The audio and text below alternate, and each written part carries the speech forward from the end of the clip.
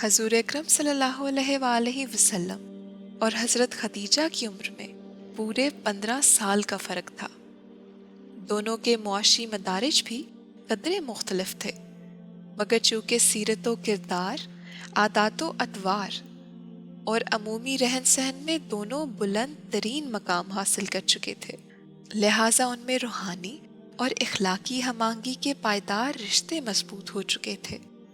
یہ شادی ہر اعتبار سے ایک مثالی رشتہ ثابت ہوئی تھی۔ وقت گزرنے کے ساتھ ساتھ حضرت محمد صلی اللہ علیہ وآلہ وسلم اور حضرت خدیجہ کے گھر میں مسرتوں اور نیکیوں کا اضافہ ہوتا چلا گیا، اور ان کے ہاں 2 بیٹے اور 4 بیٹیوں کی ولادت ہوئی۔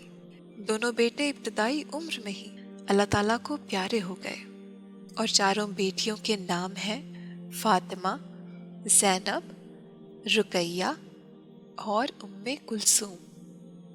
حضور اکرم صلی اللہ علیہ وآلہ وسلم کو اپنی اولاد اور بیوی سے بے پناہ محبت تھی۔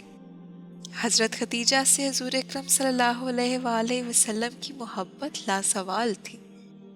حضرت خدیجہ کے انتقال کے بعد بھی وہ انہیں اسی محبت اور احترام سے یاد کیا کرتے تھے، اور ان کی وفات کے کافی عرصے بعد آپ کو نذرانہ عقیدت پیش کرتے ہوئے فرمایا، وہ ایک مثالی بیوی تھی۔ انہوں نے اس وقت اسلام قبول کیا جب سارا عرب کافر تھا۔ انہوں نے اپنی ساری دولت مجھ پر نچھاور کر دی۔